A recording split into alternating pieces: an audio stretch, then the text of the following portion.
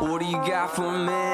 Yeah, what do you got for me? Baby, would you stand and fight? Before we get to Chris's Corner, I wanted to also report we do now have the everything in place for the Cooley Conservatives Night at the Ballpark. This year we're going to go out there on June 20th at the Lacrosse Loggers. We're gonna get a private cabin there on the June 20th game. I think it's the Waterloo team that we're playing. But if you go to cooleyconservatives.com right now, over in the top right of the home screen, you'll see that graphic. Just click on that and you'll get all of the details you need. And I think you can in that article, you'll even be able to click and find a flyer. So we would deeply appreciate your help. Print out that flyer, give it to a friend who might be interested, and just help us spread the word. This one is going to be super exciting, folks, because as we're getting ready for the 250th birthday of our nation, we want to kind of kick off summer this way. This one's going to be a lot of fun. We're probably going to have governor candidates, congressional candidates, maybe even some senators. We'll see what happens. I know Senator Johnson, I've talked to him a couple of times. He always complained that we had it on the 4th of July weekend, and he's always busy that weekend.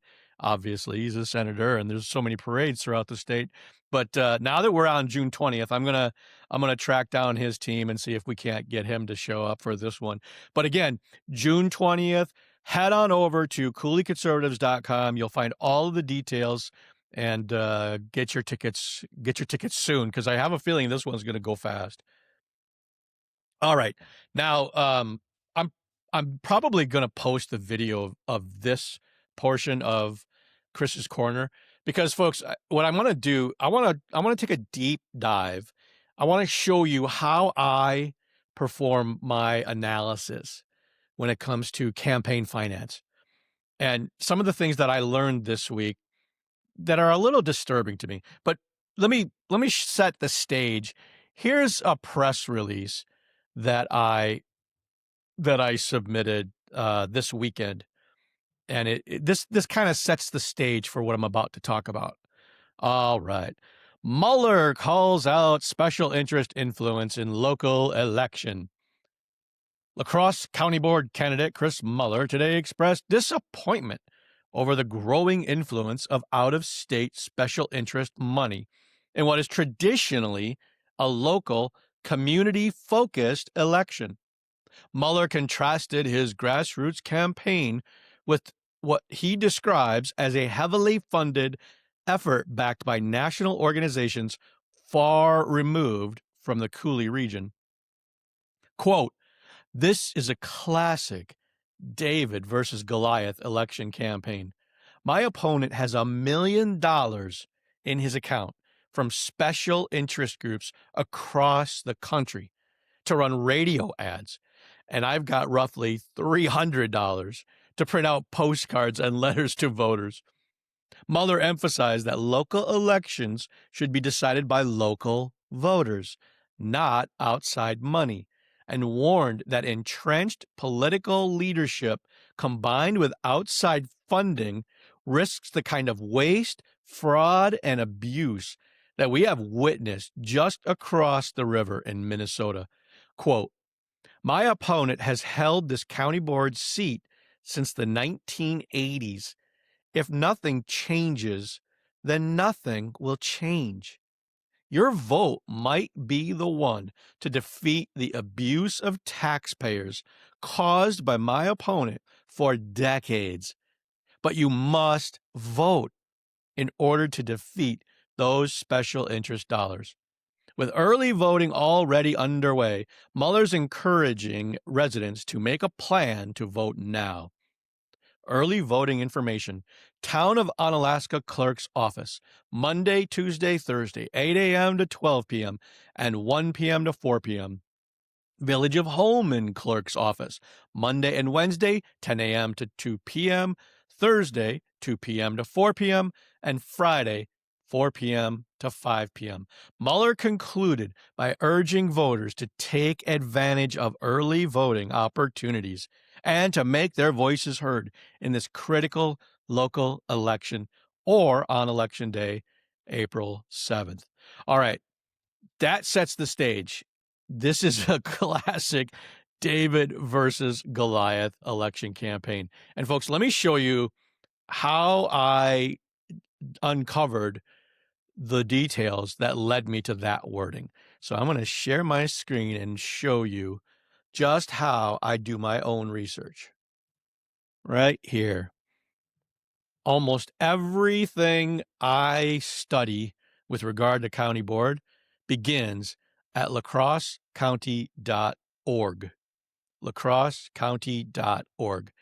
They do a really good job on their website, especially the county clerk's office. They do a spectacular job in transparency for what's going on in these elections.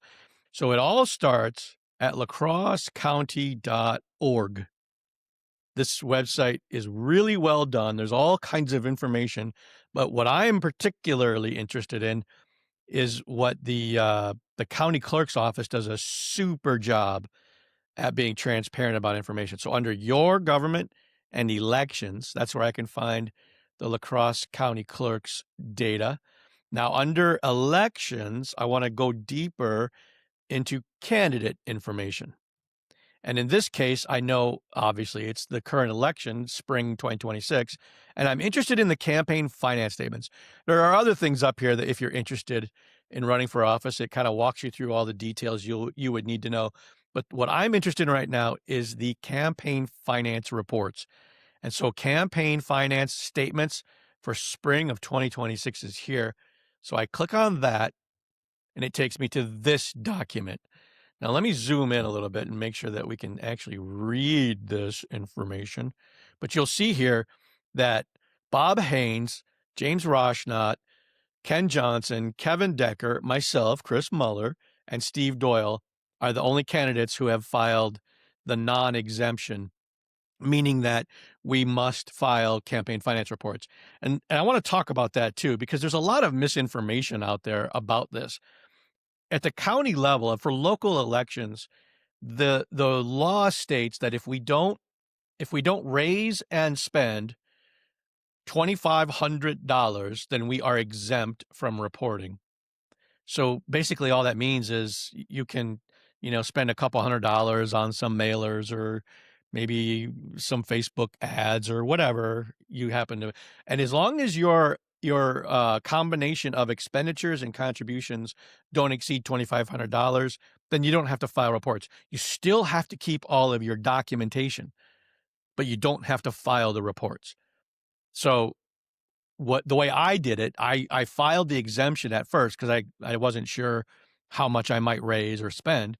So like in December when I registered as a candidate, I did the exemption because I only had a couple $100 I was planning to spend.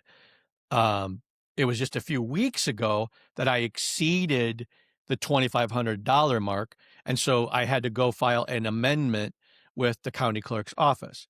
So this is the legal way that you go through the process to make sure that we're all above board following the laws with regard to campaign finance.